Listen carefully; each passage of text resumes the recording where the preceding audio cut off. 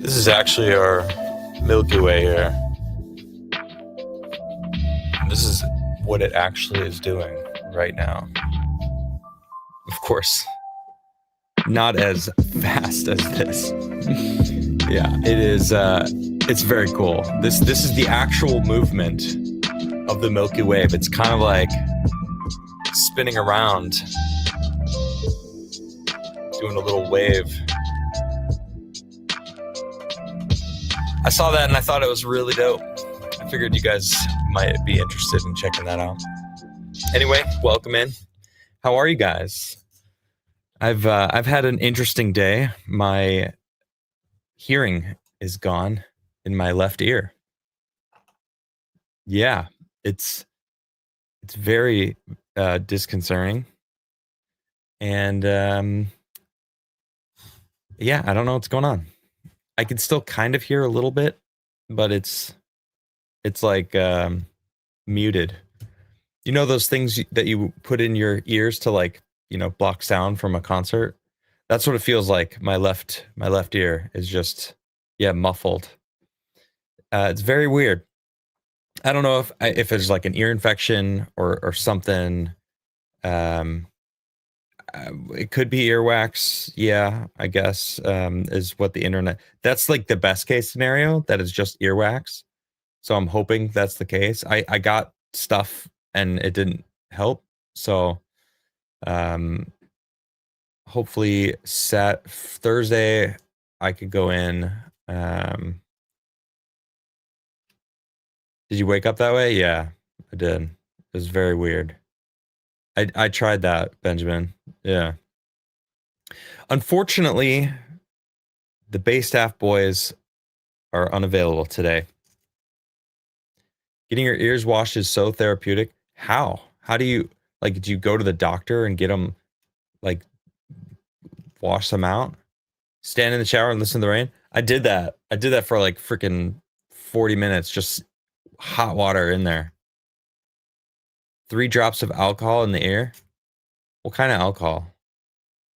Like rubbing alcohol or something? Doctors will do it? Okay.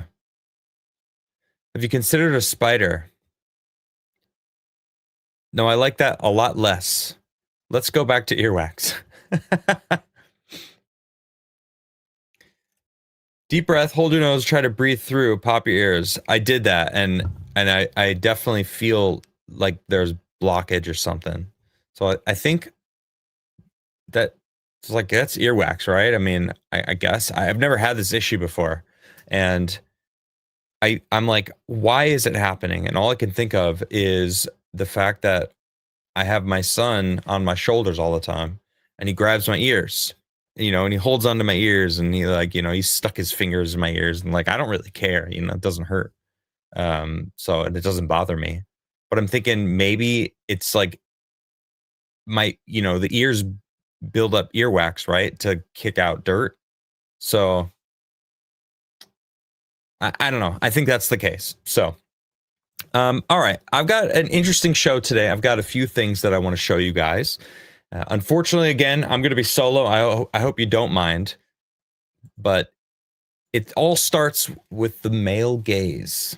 All right. Now, I think it's bigger than what CNN is making it out to be. If you don't know, CNN put out an article about the male gaze is back. And the reality is, the male gaze, I mean, it never went anywhere, right? After years of progress on gender, the male gaze is back. Yeah, the male gaze never went anywhere, okay? It has always been around. It's always been a thing. And this is just something that they don't like because they want, sorry, let me move that. They want, I don't know, for the lack of better words, trannies to be a part of the conversation, or the non-binaries, the middle, the androgynous, like, whatever, it's like males, they like females. And thankfully, that's the thing, because I don't know if you know this, it takes a male and a female to make sure humans stay on this planet. right? Because they tango together and then a baby is born, right? I just did it last year and I've got a little son running around now. It's wonderful. Yeah, well, put PC culture, cancel culture, wokeness, whatever you want to call it. I mean, you could see they use Sydney Sweeney's image in her ice cream. And I mean, let's be real. This guy is probably looking at this dude's dick. that is not a straight man. I mean, you kind of just tell. I'm just saying. I'm just saying. The gays never went anywhere. The gays, the male gays. Sounded like I'm saying gays, but gay is the male gaze, anyway. Okay. Sorry. Yeah, it's always been around. And that's what pisses all of these leftists off. I'm just going to call them leftists because they really are. Because I feel like conservatives tend to be the ones that are more traditional, going to church, get married, have kids. The leftist is more, I don't know, pansexual, be attracted to cars and furries and what else anyway, they're doing all that stuff. So this was really skyrocketed because of Shoe on Head. You guys might know Shoe on Head. She makes great videos. She posted this and it went pretty viral. 44,000 hits already. So this was posted this morning. Terrible news. After a decade of trying to socially engineer what men find attractive, they still find attractive women attractive. I mean, and she's right. She's right. That's really what social media, Hollywood, big tech, or whatever, for the past 10 years have really been trying to force this an androgynous look for men to want, and their projects have failed over and over and over again. I'm going to say we, because I feel like I'm in this crowd. We're ridiculed for not wanting to play ugly characters. I mean, I say characters because I prefer playing a male character when I'm playing a video game. But if I have to play a female character, I'd rather she be attractive. I'm not a gooner. I'm not gooning for the characters that I play. But if I'm going to have to look at a character, and I don't know, I would prefer an attractive one over a non-attractive one. Or in a movie, for example, if there's a love interest, I would like to be attracted to that love interest. You know what I mean? It's like, I don't want the love interest in the movie to be ugly, because then I'm like, I care less about the movie. It's less relatable to me, right? And I don't need it to be a specific race. I don't need it to be well, that's really it. Whereas like the leftists want everything fully represented in all media, which is, I guess, another story. But here, I haven't read this article yet, mind you. I wanted to read it live with you guys. So let's get into it. Let's see what Madeline Holcomb has to say about the male gaze. All right. Before I read this, I have to see what this woman looks like. What do you think? Madeline Holcomb. Just gonna, I mean, okay. She's not as unattractive as I was expecting. I'll be honest. Madeline Holcomb, CNN. So yeah, this is her on CNN. I'm actually kind of surprised. She on the surface, she kind of looked. RMR said, "I'll take one for the team." She is female, I believe, right? Oh, please. Let's see. Who knows? You never know. In these days, okay. This summer, I got cultural whiplash. Oh, really? Okay. As a child of the 90s and early 2000s. Okay, so she's probably born in like 92, 93, child of the 90s. Right? She grew up with the internet. So she's probably like 30 now, if I had to guess. 30, 35. I grew up with my mother's and grandmother's generations fight for legal and workplace equality, helping shed social misogyny. Oh my God. Oh, what a freaking start. I already have a headache. I'm like, I'm already miserable. Okay. In the past decade, in particular, I saw the evidence of progress in my media diet. The movies, shows, books, and advertisements I consume were increasingly giving women a seat at the table. What do you, I'm sorry. Some of my favorite movies from the 80s and 90s had badass females in them. Terminator, Terminator 2, Aliens. Just at the top of my head, those are huge movies. I'm an 80s child. I was born in the 80s and grew up in the 90s and the 2000s. So, like, what is she talking about? Before her time, women were giving due. What? This is ridiculous. Heroin chic fell away and body positivity entered the fashion world and destroyed the fashion world. It did. I was in the fashion industry for a long time. That was my main profession for 15 years. Wow, 12 years.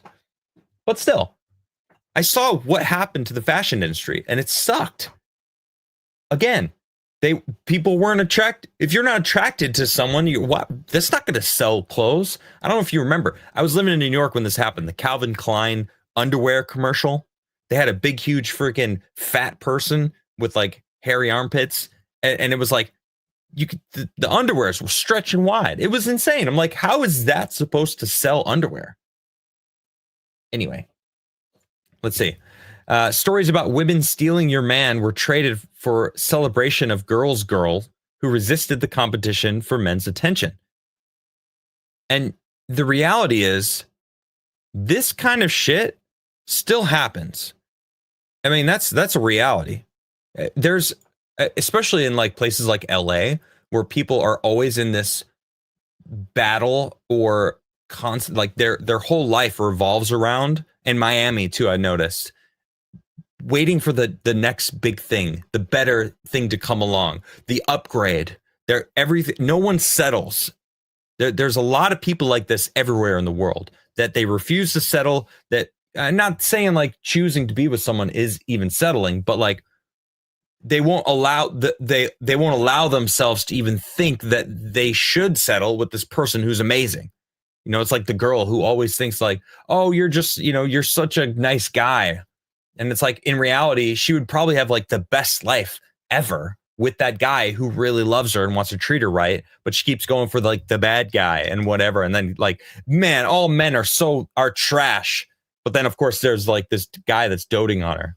Anyway, these people are really sad, I think, inside, because they will never allow themselves to actually be happy because they're constantly looking for that better thing. So I think that exists. So like women stealing your man, like that's a thing, and that will always be a thing, because I think that it's inherent in society now, where these people are I don't know, just trained to like be selfish. And when you're trained to be selfish, you always want what other people have, or what perceived they have, what you think that someone has a better life than, well, you want that instead. And it's like, or you could be happy with your own life, but then, you're not consuming as much. And like, the system wants you to be consuming, and wants you to be jealous, and wants you to constantly like feel the need to fill that void. Okay, sorry, I'm kind of spiraling here. When my husband and I got married earlier this year, our vision of what our life could be included wide-ranging possibilities, influenced in part by the movies and shows we grew up with. We saw, read, listened to stories of involved fathers, successful mothers, and well-matched partners who supported one another. Ah, man. I learned all that stuff from my family. everything she just said, I learned from the people around me. I learned what a good father was from my father. Like, what? We saw stories of involved fathers. It's like, well, there's your problem. Obviously, you and your husband didn't have good role models growing up. So your role models were all from movies. I'm starting to, it's starting to make a lot of sense, right? Where this is going here. It seemed like women were taking a deeper breath without such heavy cultural restrictions. I can't help but notice this constant need to talk about these restrictions, the glass ceiling, as if they're convincing themselves that it was such a big thing.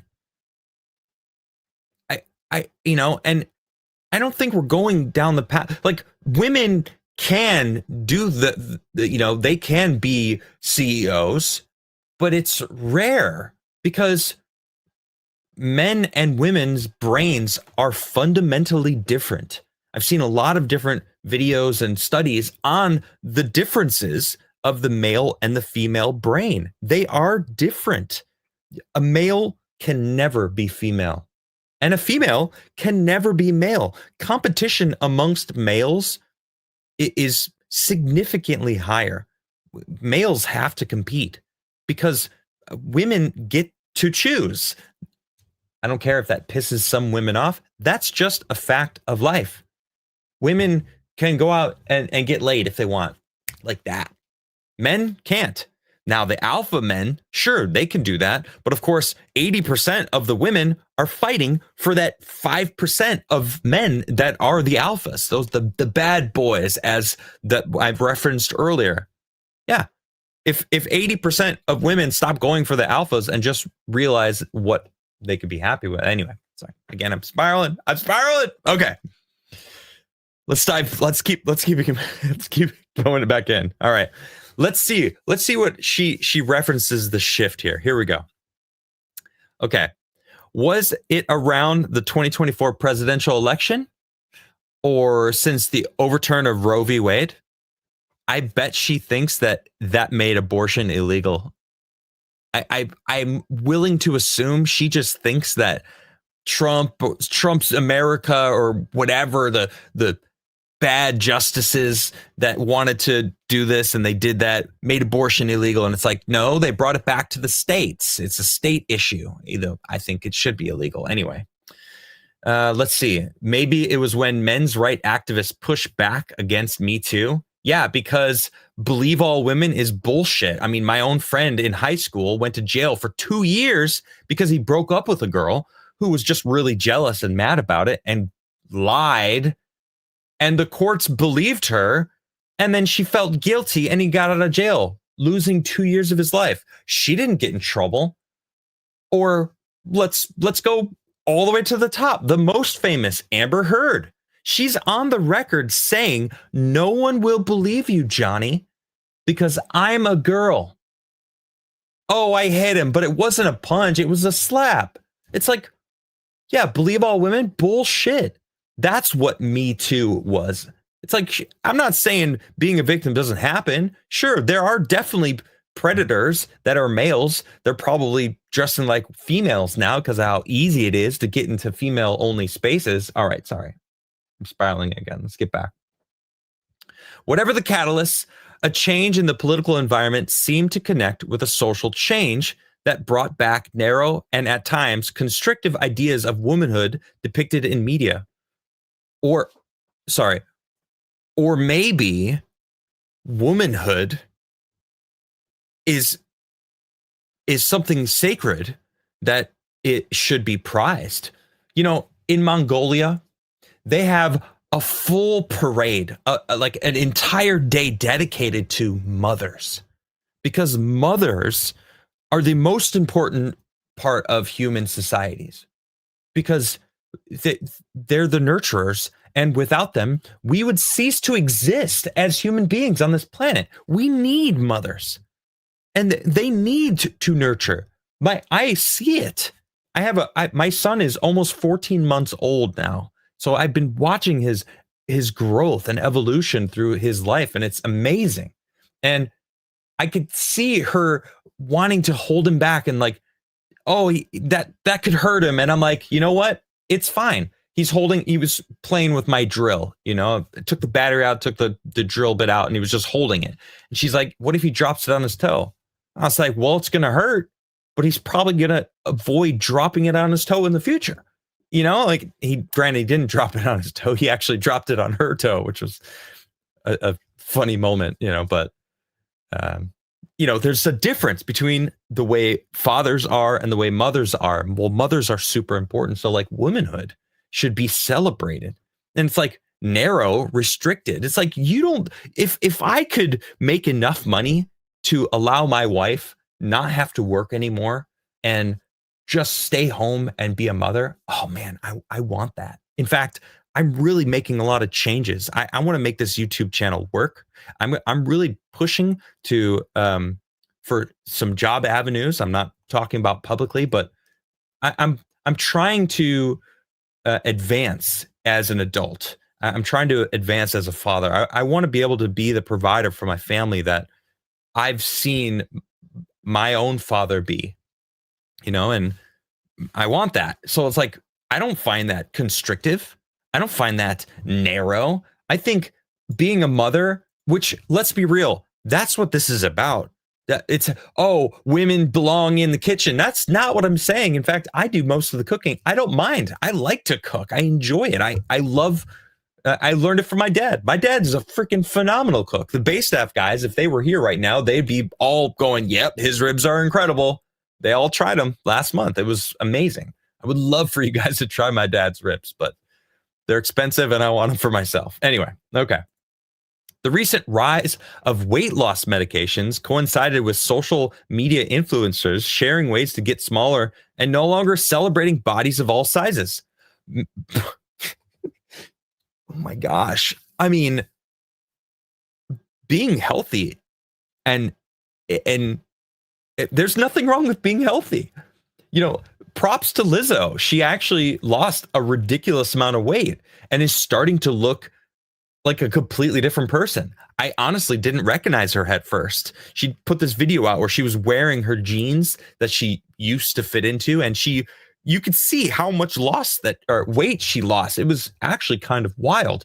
But there's I think Ozempic is lame. Like, I think you should do the work. I mean, I'm sick of these band-aids or easy way outs. I think you should do the work and like actually learn a good proper diet and exercise so that your body is healthy. Because I don't think those Ozempic bodies they don't look healthy. They look kind of skeletal-esque. It's kind of weird. Anyway, this celebrating bodies of all sizes is like celebrating someone's demise.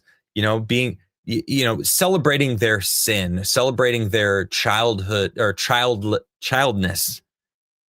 You're being a child. You're allowing yourself to live on Pleasure Island, like Pinocchio. If you guys have seen the movie Pinocchio, Jordan Peterson has a fantastic video series called Maps of Meaning. It's kind of how he got his foothold into the internet world because that went so viral. Well, I watched it back in the day, and he has a great segment about Pleasure Island and allowing adults nowadays are so obsessed with essentially living on Pleasure Island. And that's what I'm seeing here. It's just this woman who's been so convinced about these, I don't even want to say feminist issues, but like the leftist indoctrination is fully ingrained in this woman's brain. Seriously. All right, here we go. Advertisements followed suit, making men's desire once again a dominating factor in how stories are told and how women are portrayed. What, as beautiful creatures? Is that what you mean? Are you upset that ugly women aren't being picked for roles anymore? To try to get the male audience? I mean, advertisements should do that. Men's desires have always been a significant factor. It should be, because they want the male audience, and if they do, they're going to have to follow suit for what the men want. And men don't want Adam's apples on their women or bulges on their women. They want real women and attractive ones. I mean, that's just a simple fact of life. Sorry, girl. Let's see. How had these discarded ideas made their way back into the circulation? Didn't we all agree we were through with them? No. Your tiny little group thought that you were morally superior and that you were correct, but you were wrong. Most people were too busy living their lives. See, we have this wonderful society nowadays that allows us to use our brains for something other than not worrying about getting killed, not worrying about starving over wintertime, and those two things, really. Making sure we have food and making sure we're not getting raped and pillaged by the neighboring tribe or country or whatever. Yeah, it's amazing. And what happens is people get lazy, people get spoiled, people get entitled. And then they start thinking of like, well, maybe things could be even better. And it's like, well, that's where these people, this is the college indoctrination is what we're seeing here. It's essentially just a ridiculous brain rot. And we're seeing it. Like, this woman's just using this whole article to just complain about things going back to the way they naturally go because of the balance of men and women. There's a balance. Not all women want what this woman wants. There are women who are happy and grateful to stay at home and raise their children. I'm like, that's great. Let's see. The culprit, I have learned, is the male gaze. It was always there, but now it has stepped back into the spotlight. Oh, do explain, please. By all means, fill us in. Let us know. The male gaze came roaring back this summer. American Eagle, who I've done their campaign 3 times. Great people over there, by the way. Or at least it was when I did the campaign like 15 years ago. Whose partner brand, Aerie, has been known for marketing underwear to women with imagery that celebrated stretch marks, cellulite, and a range of body sizes. Ran a controversial ad campaign starting in July. The ads sell jeans to women featuring actor Sydney Sweeney, who many men see as a sex symbol, insinuating the clothing would make men find them more attractive. I'll be honest, it's a good sales tactic because she is, in fact, a beautiful woman and probably like the sex symbol in Hollywood right now. Right? I mean, it's just a fact. Hey, buy these jeans, you might look more attractive. That's like marketing 101. It probably did really well. And in fact, the hate that campaign got probably amplified the message that they were, or just the ads in general to the universe. Like, holy, everyone knew about that commercial. Everyone was posting it, whether you hated it, whether you loved it. It just was everywhere. I saw it on my timeline for like a week, easy. The ad sells jeans to women. Then there was Elf Beauty's campaign, led by a comedian infamous for domestic violence jokes. Wait, Matt Rife? Are you serious? Matt Rife is the comedian that they're talking about? Stirs backlash with domestic abuse joke, responds with link to medical helmets. Dude. Oh my gosh, that is hilarious because like half of the audience are females that want to sleep with him. Like, it's like a joke. It's a running joke. You know what I mean? Like I saw a clip like last week of some porn star trying to give him her tape. Oh man. All right. And the disdain of primarily female audience. Yeah. He really does have a large female audience because they all want to sleep with him. Hilarious. And then this year saw viral content around an OnlyFans star attempt to break the world record for most sexual partners in a day. Yeah. 1,000, right? Was it Bonnie Blue who did that? Disgusting. Absolutely disgusting.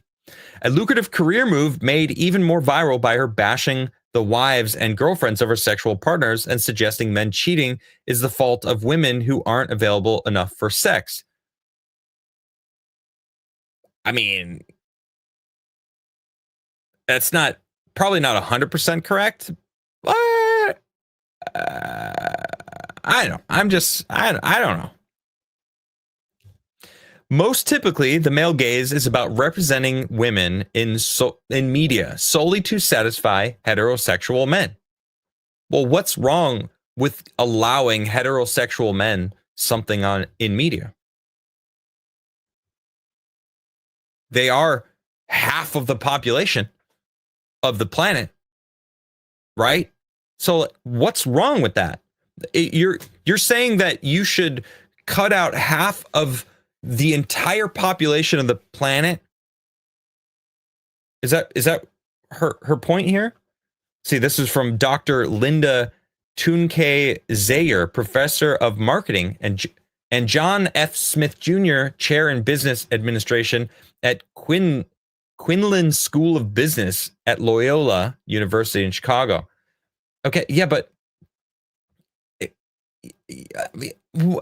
it's like saying if you jump in water, you're going to get wet.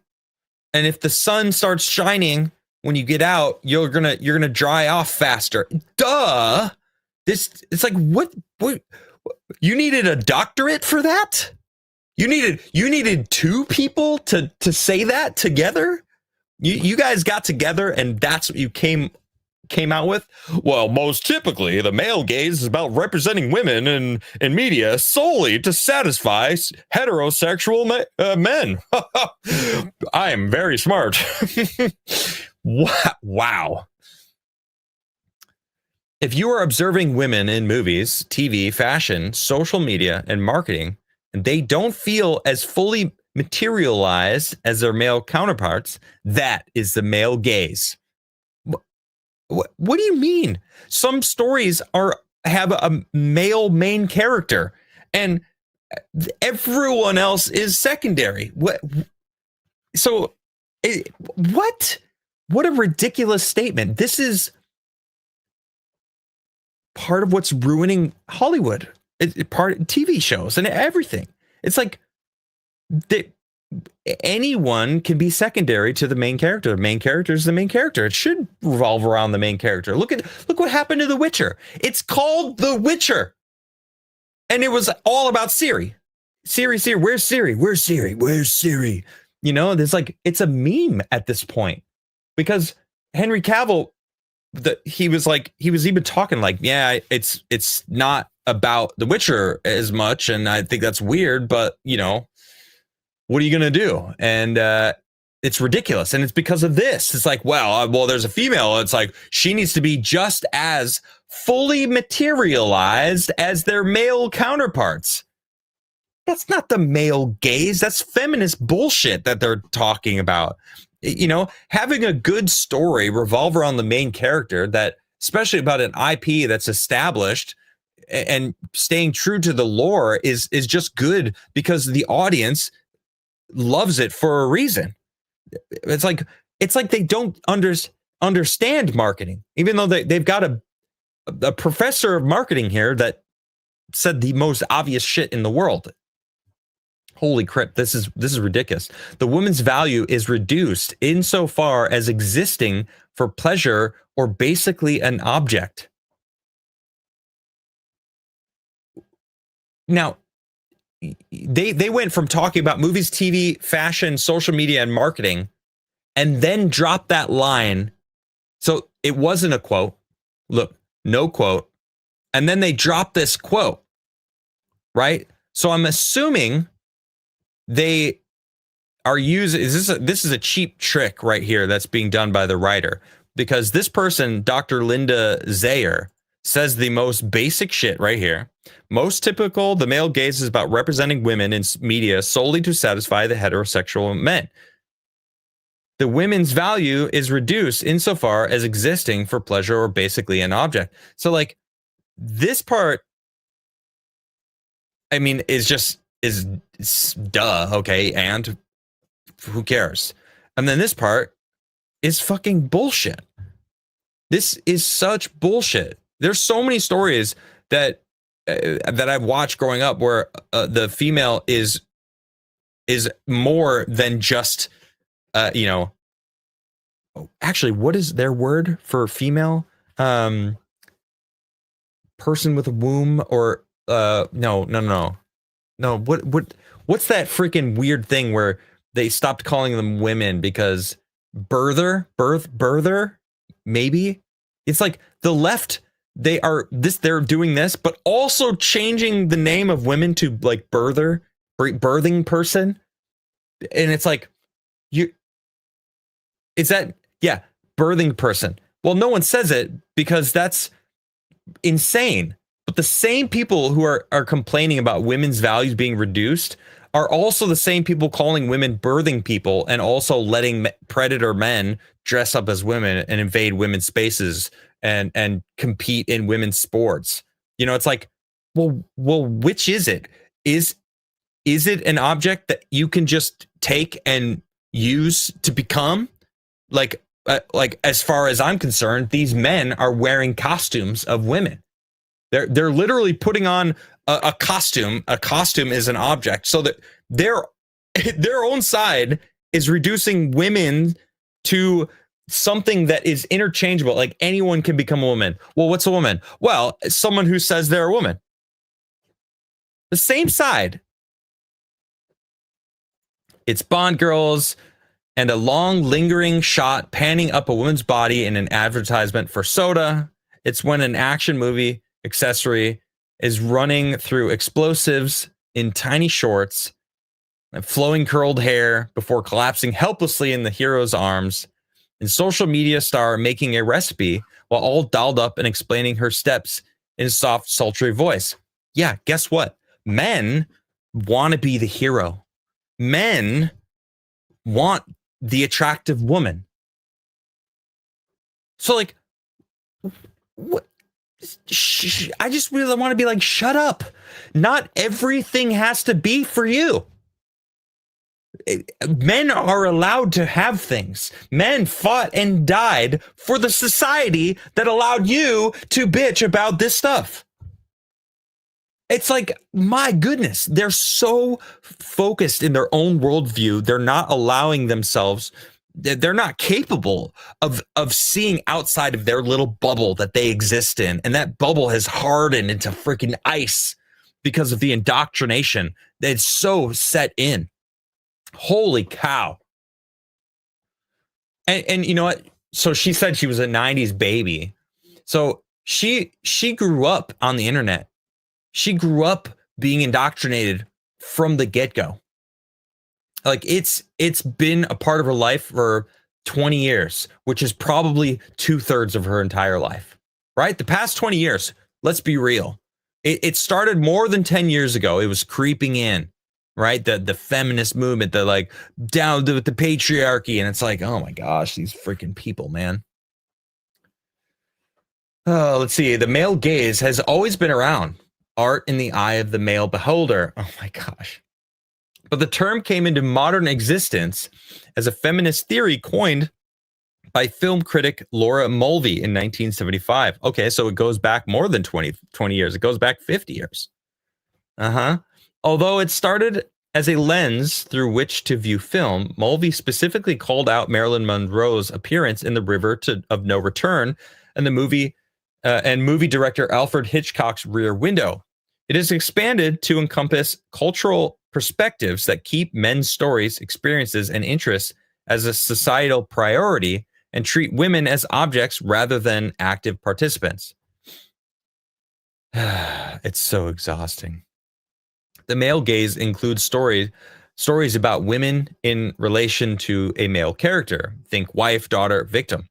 and media in which the camera angles and visual storytelling make the audience feel like they are viewing the women from a heterosexual male's perspective. Again, there are things that are made for women and there's things that are made for men. It's like, all this they're doing, what it seems like, is they're saying men are not allowed to have things. Men are not allowed to have things that is just for them. How dare they? Because it's offensive for me. Well, why is it offensive? Well, because they're objectifying women. Well, guess what? If you're a woman and you've walked outside, you've been objectified. You know why? Because men want to fuck. Pardon my language. Okay? It's just a simple fact. You look out your window. I've got a window here now. It's beautiful. I look out here. I see a lot of birds flying all over the place. Guess what they want to do? They want to eat food and they want to procreate. That's it. And they don't want to get eaten. That's also a big thing. You go out into any other animal in the animal kingdom, that is exactly what their priority are in life. Well, guess what? We are human beings. We are also animals. Deep inside of us, we have a carnal desire to procreate. And good, because we need to keep having babies, to stay as a sibling, not go extinct. Okay?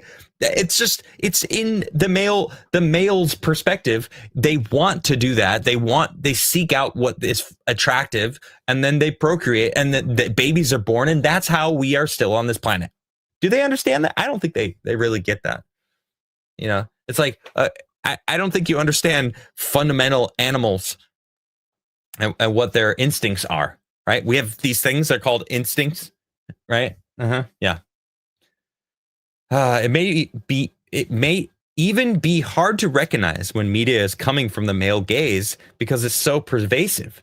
Zaire says, we're kind of a goldfish in the water where this is part of our culture. Yeah, human culture. Sure, absolutely. Forever. It's always been that way and always will be, because you cannot change the fundamental rule of animals on this planet. You cannot do it. It's impossible. Men will always want to have sex. That's just the thing. Yep. And then babies are born. And guess what? Those are the ones that survive.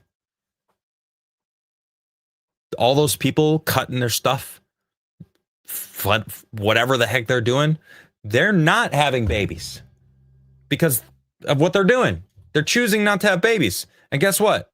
When they die, there's not going to be anyone to take on their legacy. Why do you think they're trying so hard to get to the children? Trying to change the kids. They got to recruit. They're trying to recruit. And it's ridiculous. It's like, no, live your own life. Oh, well, why is it okay that these old Disney movies had a guy and a girl kissing, but like two girls kissing is wrong, or two guys kissing is wrong? And it's like, because that's not normal. That's not, I mean, I'm not saying, and I don't consider myself normal, you know, like I feel like I'm different than most people. I mean, not in that sense. But like, I feel like to not be normal isn't necessarily a bad thing, but you should be teaching normal to kids. Does that make sense?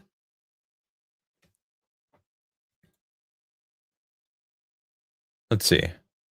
As you try to identify it, Zaire stresses, the male gaze is not just about the way something looks, it's about power, and media matters. Oh God.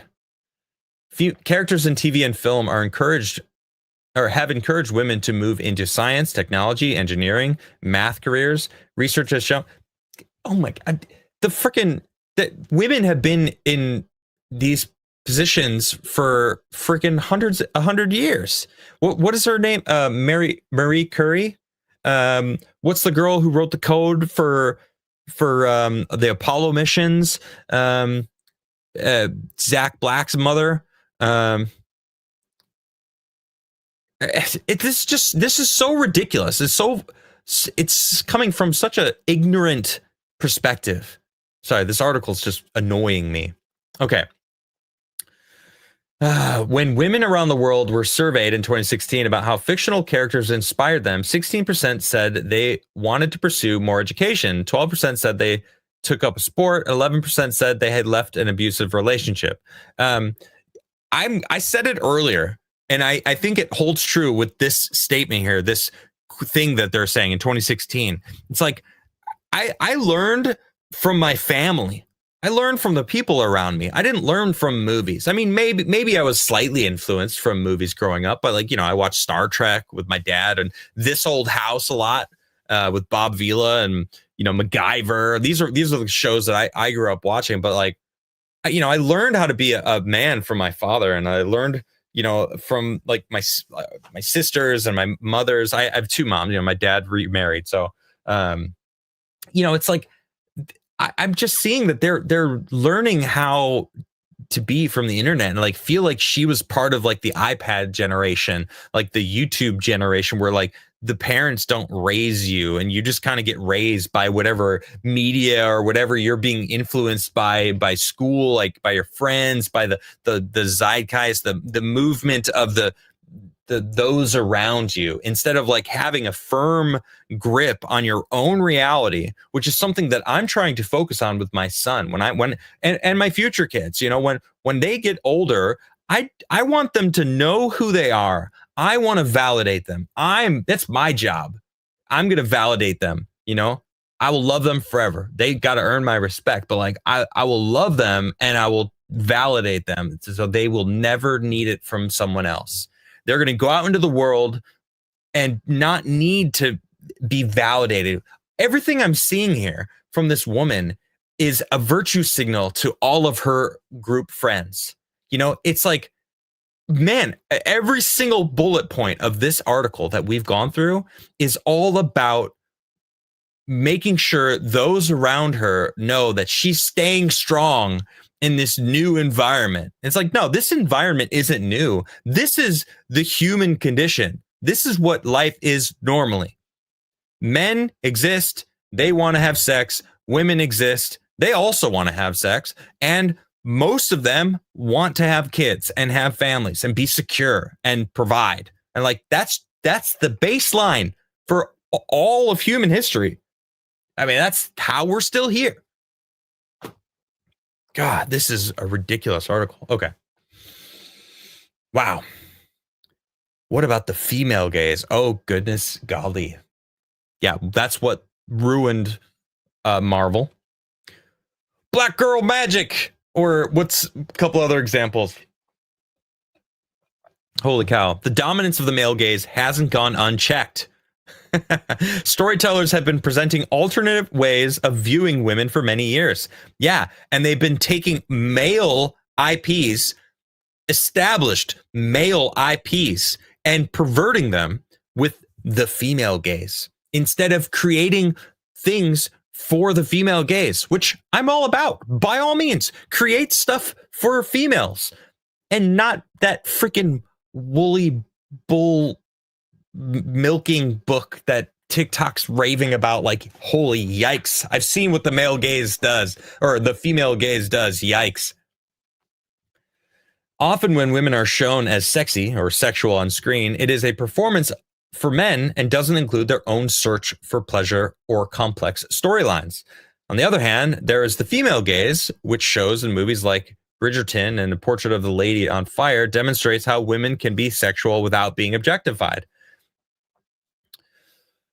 Oh my gosh. Again, men and women's brains are different. They are different. They operate differently. Men desire certain things. Women desire certain things. They do not mix 100% of the time. So like, okay, if that's what you want, well, I mean, there's still women who like being objectified, especially by their husbands. When I tell my wife she's beautiful, I know she smiles. She likes when I objectify her. There's nothing wrong with that. Mothers and daughters weren't accessories to their men in their lives when Greta Gerwig joined the ranks of the few female Academy Award nominated directors for the 2017 film Lady Bird. The film's focus on mother-daughter relationship to help audiences explore the coming of age and experience womanhood. Oh, great. A movie made for the female gaze. Wonderful. And there's nothing wrong with that. Good. But not all things need to be for men. I'm fine with that. I'm not upset that there's a woman making a movie for women. That doesn't bother me in the slightest. And it shouldn't bother anyone. It's good. It's fine. Because men and women are different and they should get things catered to them. I'm fine with that. And that's how you gain an audience. One of the most successful comedies of 2011 and all time is a film of an ensemble of women of different races, family structures, and body types getting together in Bridesmaids. It's hard to tell Maya Rudolph, Kristen Wiig, and Melissa McCarthy that women aren't funny, a trope that falls outside the narrative confines of the male gaze. I don't know. I've never seen the movie, so I couldn't tell you. Different races, family structures, and body types. Those are what's important to these people. Like, what? You're so racist that you're so focused on whether a movie has different races. Like that feels racist to me. Is it not? Like, oh man, I don't know, man. There wasn't enough black people in this, or there wasn't enough whatever. In fact, I was just at my brother's wedding, and there was a girl there that was complaining to one of the groomsmen. I was a groomsman, so I was sitting in the table. It's kind of how I heard what happened. She was sitting there off to the side with him, complaining. She was like, I feel like I'm only here as like the token Latin representative. And I am so uncomfortable and I want to leave. And he's like, you're being ridiculous. It was my brother and his entire family, which is the Krigler family, massive, by the way. I mean, and we're white. Okay. And I mean, we're not all white. There's some black folks in my family and some, I think there is actually another Latino, but I didn't meet him at some far removed someone. And he married an Albanian, and all of them came from Albania. So it was half Albanians and half Kriglers. And it's like, who gives a shit? Like, why are you focusing on the races of everyone in here? And she was like bitching and complaining, eventually left. And I was like, well, what you would have wanted, like me to hire some higher representative, like, oh, we don't have a good ratio of like an equal mix. It's like, holy shit, these people are insane that are so focused on that. Anyway. And beloved shows like the original Star Trek have appealed to audiences of all kinds while showing female characters and people of color in complex storylines and positions of power. Holy shit. This is that white savior. I'm gonna like show you that you can do this, instead of like it's like if I was black and I was in Star Trek and I read someone say this, I would say, so did you only hire me because I'm black? Does it not come across as, I don't know, what is something of low expectations or something? I forget what fallacy it is. Some bigotry of low expectations. Is that one of the? I think that's one of these cases right here, right? I mean, that's so ridiculous. Oh, well, you're only women. You're a woman, so we needed a woman. Or it's like when Biden said, oh, well, I'm going to pick a woman and a person of color. And it's like, is she good for the job? Turns out it was Kamala Harris. Holy cow. Yeah, soft bigotry. Thank you, Meta. Appreciate that. Yeah. Shout out Tuvok. Thank you. Yeah, exactly. I mean, there have been, and his character was freaking awesome. Stargate, by the way, if no one knows. Oh no, Tuvok is. Am I thinking of Stargate, or is that Star Trek? Is Tuvok the Vulcan, or am I thinking of the guy from Stargate with the circle on his Deep Space Nine? All right, he's the Vulcan. Right. Okay, yeah. I got you. Yeah, it's insane. Like Deep Space Nine, the captain was black. He's one of the best captains in all of Star Trek. And that happened in like the late 90s or early 2000s. I mean, Voyager was all right. Oh, Tuvok Was Voyager. Okay. Well, Voyager had a female captain, but I don't know. She was kind of annoying, but not because she was a woman, just because I don't know. Her character was Tolk. Yeah, okay. I knew it was kind of close to Star Trek. Anyway, it's like it's so stupid that they reference Star Trek, but it's like the new Star Trek is woke nonsense, and Star Trek had already had representation through even the very first the first one. Man, Uhura was black. And they had the first interracial kiss on screen. It's like that shit goes back to what, the 60s?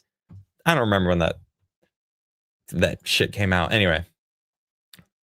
Oh, of course. And NASA even gets credit to Uhura.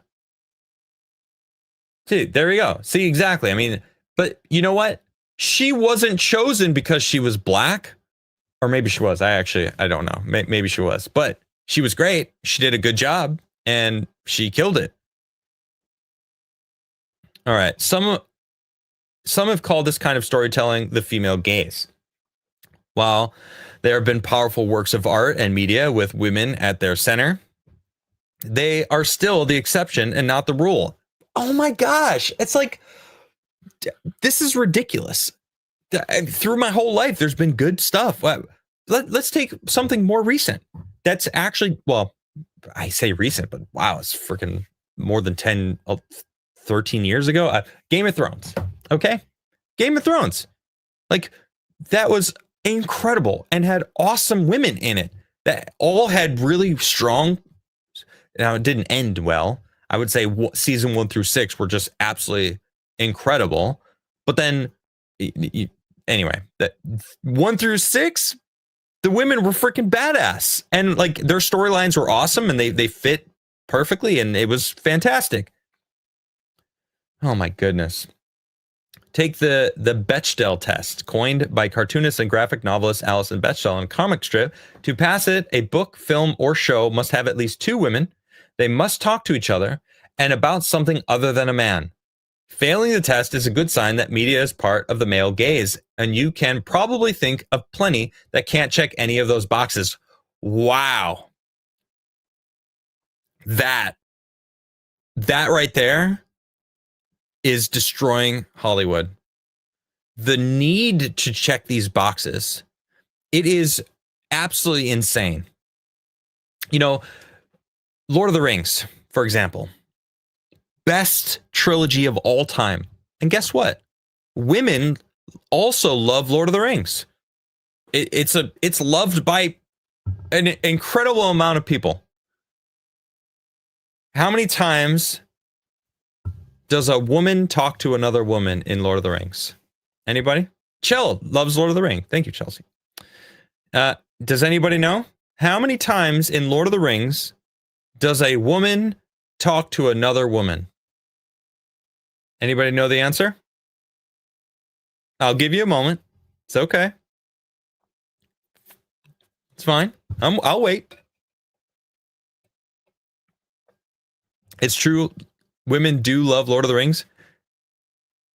69 times? Nice, but you're wrong. 1? No. I'm pretty sure it's 0. Yep, Mount Failmore. Yeah, I'm pretty sure it's 0. I think 0. I'm pretty sure it's 0. I think 0 times does any woman talk to another woman in that. Twice, you said? It's twice? Really? Rude Collie says twice. I thought it was 0. But I could be wrong. I'm not a Lord of the Rings expert, okay? Not often, usually only one important woman at a time. Right, exactly. You know? And it's like, you don't think about that because guess what? The main characters are men. And it's their story. Theatrical or expanded? We'll go with theatrical. Eowyn talks to 2 other ladies in the 2 towers. 2 other ladies. When they're in the keep. No, I thought that was the extended edition though. When she's in like at Helm's Deep in like all the way in the back or something. Anyway, it's only 2 towers that you can think of. So this test is insane. Oh my gosh. This is, oh, look at this. Is this her? Dude, I'm sorry. That just screams, I hate men. Okay, I'm being mean. She can't help what she looks like. Okay. Holy shit. How long is this damn article? We are only halfway through. Wow. We're doing this, ladies and gentlemen. We're going all the way. We're going all the way. I'm solo tonight. This is our subject. I got a lot of other stuff to talk about, but we'll save it for another day. All right, let's see. Throughout history, when the pendulum swings one way, it tends to eventually swing back the other way. The same is true culturally. Although the male gaze has always been a part of most cultures, there have been efforts to diversify perspectives, tell more stories, and bring women into more positions of power. Decades of fighting for women's suffrage in the United States found success in 1920, which kicked off a decade of some relaxation of the restrictions on women. I'm sorry, also the Great Depression. I'm sorry. I'm sorry. It is true. It is true, though. It also okay. Instead of corseted dresses, women opted for looser fitting flapper frocks with a boyish shape. But in the 30s, trends changed again, and women were in more feminine cinched waists. Yeah, because that wasn't working. They're like, we, kind of liked it. When World War II broke out in 1939, the women were brought into the workplace in the 40s. Fashion react. Well, that's because there was no men to work. I'm just saying. That's the reason. Fashion reacted with more functional utilitarian wear. But when the war ended and women were forced out of the workplace, the full-skirted 1950s housewife was the new/old ideal of femininity. Historically speaking, there's almost always a backlash after women have achieved something, says Dr. Catherine Sredel, lecturer of marketing at Loyola. Man, Loyola has, this is the second person, maybe third. I think all of them are from Loyola. Yikes. More recently, women started going to college at higher rates than men, and the gender pay gap is a fucking myth. This has been debunked so many times.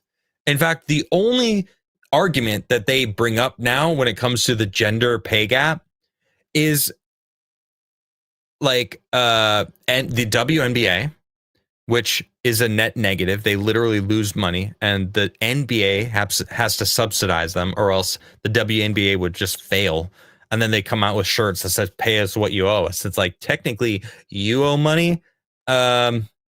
Anyway, or CEOs that have to bargain for their pay, and men will often ask for a lot more than women because, as I keep saying, the female brain and the male brain are different. It's a fundamental truth of reality. See, I accept reality. These people don't. All right, women started having children later, at the detriment to their own bodies, I might add. LGBTQ rights made strides, and body positivity pressed companies to diversify depictions of beautiful people. And you know what?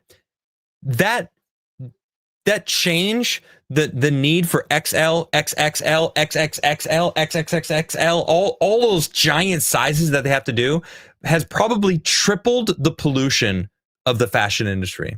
I've talked about it many times on the show about the fashion industry being the number one polluter on the planet. No one complains about it, but it's insane. It's more than gas companies. They're making all 4 times a year, all new seasons, all new stuff. They have to get every single size for every different product that they're designing.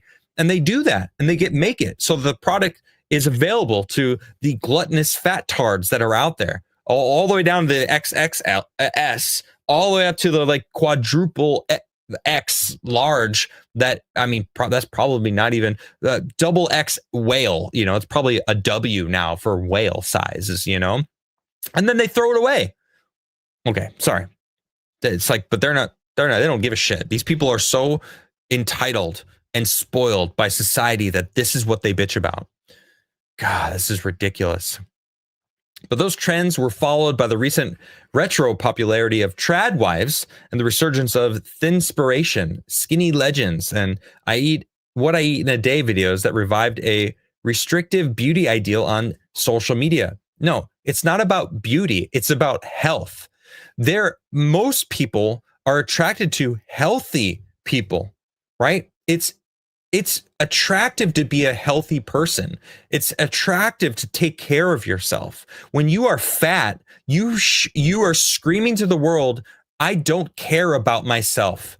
That's what that means. You might scream, I love myself, but inside you're not happy. You would probably be happier skinny. That's why they hate skinny people that do thinspiration and skinny legends. They get angry because they're being reminded that they're not doing what's best for themselves. It's so easy to debunk this shit. It's so silly. These people are so childish. All it is just children trying to maintain their comforts and pleasure island and living without accountability. Oh man, how many memes are there about women and accountability? It's ridiculous. And I know women that hold themselves accountable, and I respect them. My wife's one of them. Like there are awesome women out there. I just want to add that because there are a lot of women that this article probably pisses off too, because this is that victimhood bullshit, making excuses, not wanting to be accountable for their actions. And there's men like that too, I might add. Okay, anyway. Using sexuality to sell. The male gaze remains a profitable marketing tool. Underlying many advertisements is the message that if only a woman could be more beautiful and appealing to men, they can find love, acceptance, and a better version of their lives. Probably partly true, though. I'm being honest. That's probably, there's some truth to that. All for the low price of weight loss gummies or that workout program, these seductive undergarments or that new fragrance. Look, if you understand what men want, you'll probably be able to get a man. I'm just like, it's like these people are just saying these things as if it's supposed to like upset me or be a shocking revelation. It's like, because men want to be attracted. What is their argument here? They don't want men to be men, it seems. It's like they want men. This is the perspective of like, oh man, women don't even need men. There's this study where women can just like reproduce without men, and like we should just get rid of all men. Like that's the energy that I'm seeing from this person. I wonder how cucked her husband is. Right? Because she seemed like she was like a decently attractive woman. Like, holy crap. Like, I couldn't imagine being married to someone with this many ridiculous ideals. TV commercials for the fast food chain Carl's Jr. or Hardee's, depending on where you are from, used to feature models bearing skin while taking a big bite. It started in the 1990s with men watching a woman eat a burger in another building through binoculars. That's kind of creepy. 2005, Paris Hilton's ad showed her washing a car in a bikini, and celebrities including Kim Kardashian, Audrina Patridge, and Kate Upton kept building on the commercial's blueprint until about 2017, until they pulled the ladder up behind them. That was when Carl's Jr. changed to focusing on the food to market to restaurants. Many advertisers stepped away from so obviously telling women they should buy a hamburger or other products to make themselves appealing to men. Okay, the company GoDaddy launched its first commercial in 2005 when a model stood with the company's name across the chest of her tank top before the strap breaks and she has to save herself from a wardrobe malfunction.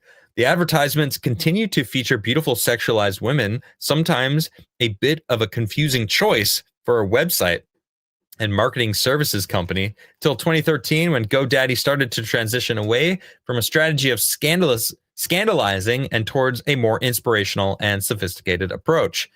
But the changes haven't always stuck. Social media influencer Alex Earle was featured in a 2025 Super Bowl ad for Carl's Jr. wearing a bikini top and taking a slow motion burger bite.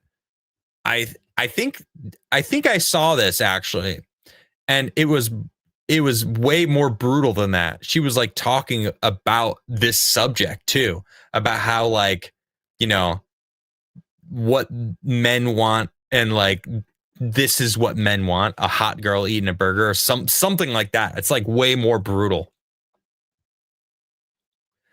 Holy cow, I am losing my voice. I can feel it.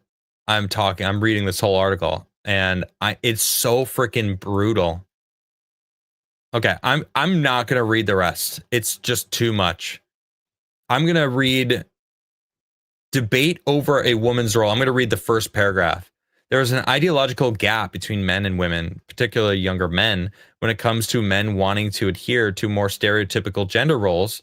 Yeah, because men want to be valuable, and men are not valuable when they're 18. They're not.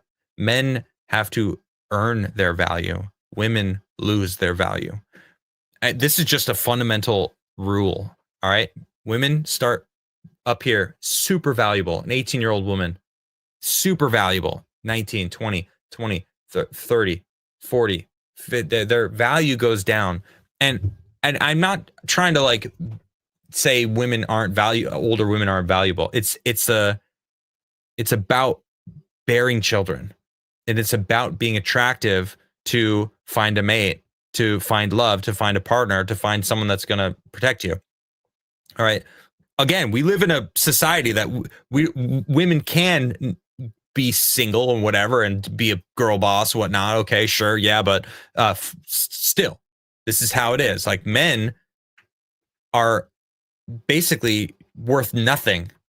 They can't provide because they don't make any money. So like the girls that are in their age bracket are dating men 20 years to 10 years older than them who are already established. So like these men are worth absolutely nothing, where the young women, they have a pick of the litter. So again, their value is way higher. And then the men have to earn, they have to like fight to like, and be competitive against each other to earn a spot to try to get a woman that's of value. Right. So it's like, it's two completely different lives for men and women. And like, this is such an ignorant position that these people are taking. Everyone that's been involved, all of the quotes, all the doctors, the person writing this, it's all from an ignorant perspective of just what a woman needs. It's like, no, fuck you. Again, I apologize for swearing. I really am trying not to swear. But in this instance, all these people are ignoring men. And it's like, men are the number one committers of suicide. That is absolutely a fact. Men are don't talk about their problems. They're taught not to talk about their issues that they're dealing with, and then they keep it in, and then it's a ridiculous. I don't know all the stats on it, but it's like, it's a ridiculous statement in the two different positions, men and women. Women, if you look up, there was a Google search. It's like, my husband's yelling at me. What do I do? And it's like, here's a hotline, and you have all this help. And then a man is like, my wife's yelling at me. What do I do? No search results. It's like completely different situation, right? Okay, let's go to the next one. I'm not going to read all of them. I'm just going to, the first paragraph is basically that. When women sign on to the male gaze. Oh, okay. So what? Indoctrinated. Although the concept of the male gaze originally came from the film and has expanded to television, art, literature, is deeply connected to finance. Oh God. Yeah, I mean, look, they've made it clear that the female gaze or the male gaze, whatever, they're relating it to like the way society is functioning and the way that marketing and advertisement gears things. It's like, well, look, if you want to sell things to men, you use a hot woman. It's simple. That's it. You use an attractive woman and let her hold your product, and it's going to sell a lot more. Look at Kill Tony, right? It was him and Red Band, and they would just do their ad reads. Now they have Heidi standing behind them, and she just kind of does a little dance. Guaranteed, more people watch through that ad instead of skipping through it, and they probably make more money because of it. It's just a simple truth. Men want to watch attractive women. That's just a simple fact. So, of course, the male gaze has to do with finance. Well, yeah, because men watch certain things. That's why the NBA makes a shit ton of money and the WNBA doesn't make anything. In fact, it loses money. In fact, every man on the street I've ever seen of asking about women, talking about like the gender gap and the WNBA, what they should be paid, and then who's their favorite team. Okay, who's a team? And literally no one ever, all the girls are like, yeah, they deserve more. Yeah, they should get paid the same. And then none of them can even name a team of the WNBA because nobody watches it. And that's why they don't make any money, because it's not fun to watch anyway. It's like the only sport I could say that I would watch females play is like tennis, volleyball. That's it. That's it. The dominant perspective most of the time. There are ebbs and flows and how pervasive the male gaze is, but it never really has gone away. We've made strides when it comes to this. Take Witherspoon's production company. And okay, you know what? By all means, you live in a world right now that you can create your own stuff, and more power to you. Do that. Make your own stuff. Make a production company, Reese, and champion women-led stories. 100%. That's totally fine. But don't shit on men's stories. Don't take IPs that are fundamentally male gaze dominated stories and try to inject the female gaze or try to make it so that everyone can enjoy it. There are women that enjoy the things that are made for men. And there are men that enjoy things that are made for women. I don't understand them, but hey, you know, more power to them. Oh, that's fine. That's the problem with this. Everything is about making it's not okay for the men to enjoy things. It's not okay for men to be attracted to you should be attracted to all races, all sizes, all TQ queers, got all the letters of the alphabet. It's like, or no, you can't tell me what I'm allowed to be attracted to. You know, any man, for example. Let's see. Who cares if male is the main viewpoint? Make your own damn movie. That's all I'm going to say with that. I just changing the male-led narrative. Again, all this. Yeah, I'm fine. I'm so happy I'm skipping all this because this is all right. You know, let's see where she lands here. Okay, by talking about it, by reading different things, by getting media literacy, by creating different things, by seeing the variety of media out there, including atypical, non-normative ones, people can start to think differently. People can think differently however they want. You're trying to see that's what they're doing. They're trying to force change. You're not allowed to think different technically, because they're literally saying men think differently than us, but at the very end they want people to think differently. It's like, well, which is it? Because you just spent a ridiculously long article telling all men they're wrong for following their instincts.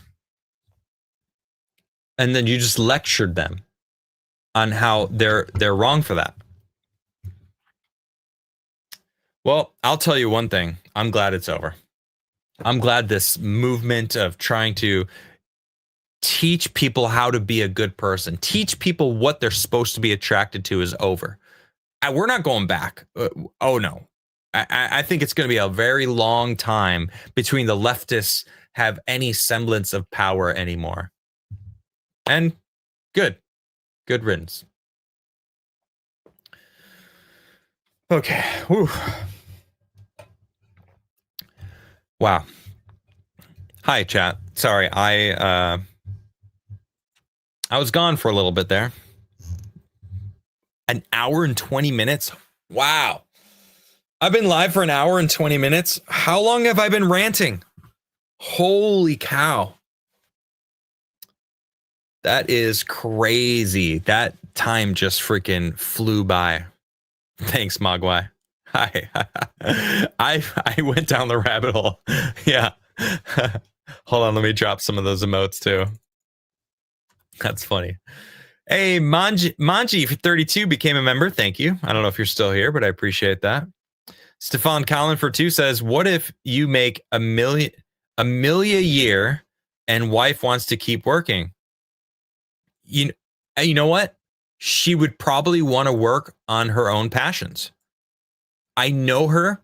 I've been married for a long time. We've been together for 10 years. 100%, if I make $1 million a year, she will work for herself. She will work towards her own projects and passions that she wants, and she'll work for herself. And I'll fund the start, you know? And so, yeah, for sure. I would never stop her. I would encourage her, and I would 100%. So, yeah. RMR for 2 says, Adam Krigler has good genes. Thanks. Thank you. Well. V6 Neon for 1 says, the left doesn't want anybody to look on beauty and appreciate it. Be it a good body of any type, be it human, car, building.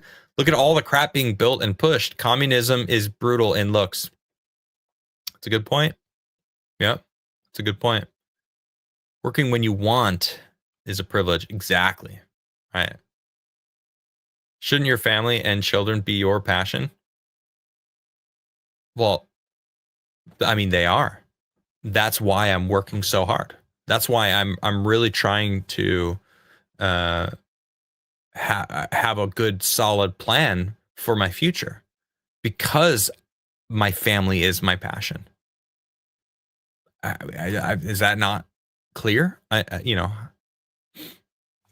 B6 Neon for 1 says, some of the side effects of Ozempic inflammation of your pancreatitis, changes in vision, including loss, gallbladder problems, dehydration, leading to kidney problems, severe stomach problems. Yeah, it's ridiculous. Ozempic is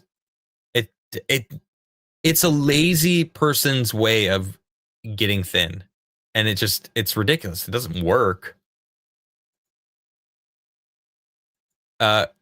There's no real issue there, Akeem. Yeah. Whoever went to my throne and bought the Armar, you're here. My son, the ball pit balls got here today, and I opened the box, and he freaking just went shoo, shoo, shoo, shoo, shoo, and picked up the box, and they just went everywhere. My whole floor is just covered in colorful balls from like a ball pit, and he played with those things for like an hour, man. So thank you very much. I appreciate that. I really do. All you guys who have gotten things from Throne for me is incredible. And if you get something for Nisha or you get something for Vincent, it's still for me. So truly, from the bottom of my heart, thank you very much. Garrett is with his son tonight. Flodzilla is playing a spooky game with Mo. So I don't know where Caul is or George, and Andreas he's on the lam. So, but they will be back next week, I'm sure. Hopefully, well, if not, it doesn't matter. I'm here. I'm going to be doing this. I have some plans for videos on my channel that are not cut from my live stream, and Garrett's son is doing better. Yes, which is wonderful news. So, thanks for asking, Chell. Yeah, guys, tomorrow night, I'm not going to have a public show. Now, what this means for Rumble, tomorrow night is going to be a member stream, okay? I'm going to do my first member stream tomorrow night. I'm building my new computer. I'm getting if I get my case tomorrow, I'm pretty sure my computer case is going to come in tomorrow. And that means I'm going to be doing a member stream tomorrow night. Now I'm going to invite you guys in. You guys can literally join me, just like the Base Staff guys comes in and and local members, yeah, chill. If you're a locals member, sure, I'm down. You can't be here, Benjamin. Oh man, when does it start getting really cold there? Basically, right now. Yeah. Well, you can for the first part. Cool. Well, join in for a little bit. In the beginning. The problem with Rumble is I don't know how to. I don't think they do. I can't do a member stream on Rumble, can I? I don't think I can. Let me see. Edit. Can I like change it to members only? Settings. Make. No, unfortunately not. So okay. So unfortunately, my homies on Rumble. It's only 25 of you watching right now, but if you want to watch, honestly, I don't know. I'm not going to be live on Rumble tomorrow. It's unfortunate. And Wednesday night, I've got an interview. All right, you guys are happy to know. I got G Prime coming on the show. Very incredible artist. In fact, I have one of his books, the one that he did with Razor Fist. I forget the name of the Western. It's been a couple years, it feels like, but it's going to be great. I'm excited to chat with him. He does incredible work. He's constantly staying up to date with like the new stuff and putting it out. Do locals? Okay. Are you on locals, V6? I'll post it on locals. Member stream on Rumble is on locals. Oh, okay. I'll do that. I'll add locals. Okay. So if you guys, yeah, that's fine. All right. So locals tomorrow and YouTube tomorrow. RMR, thank you for becoming a member. I appreciate that. We got a new member. That's cool. Ghost of the Badlands. Thanks, Deadman. Yeah. That's it's pretty cool. Yeah. And unfortunately they split after the project, but he's an incredible artist, and we're going to talk about AI. We're going to talk about his art, how he got into art. It's going to be freaking cool. Looking forward to that. I told you guys, you asked for more interviews, so I've been reaching out. I'm going to have Wandering Wolf on next week, which is really cool. Really excited about that. And then Thursday night, I'm doing a gaming stream, and I want to play Final Fantasy Tactics. I need to finish Final Fantasy 6, but I will have a new computer. So me, Caul, Garrett, Flawed, and maybe Andreas are going to play Based AF Red Dead Redemption 2 or Red Dead Online. Going back to the Wild West just to try it out, see my graphics, and it's going to be a lot of fun. This channel is the only way the only one I pay for a membership. Mogwai, thank you, man. I appreciate that. And maybe the Forbidden Frontier channel when it finally drops, because it's going to be a thing. Very excited about that. Anyway, guys, thank you very much for your support. You guys are awesome. I'm working hard to provide actual good content for you. I feel like I've been doing this show for 5 years now, and I've never treated it as a proper YouTube channel. I maybe it seemed like that for a little bit, but I'm finding out what I really want to do, and I think you guys are going to be excited about what my plans are. I'm not going to say it. I'm just going to do it. So when it happens, you'll know. All right. Well, till then, this has been a wonderful episode of breaking down the CNN article after the male gaze being back. And you guys are awesome. Thanks for sticking around. Please smash the like button on the way out if you haven't yet. Please subscribe if you haven't subscribed, and please share the stream. I feel like this might be one of the live streams that I leave up, because I got right into the subject and I just kind of ranted, and I feel like it was a solid episode. So I might just leave this up. So thank you guys very much, and you guys are the best. I'll see you tomorrow night for the member stream. It's going to be a lot of fun. All right. Cheers.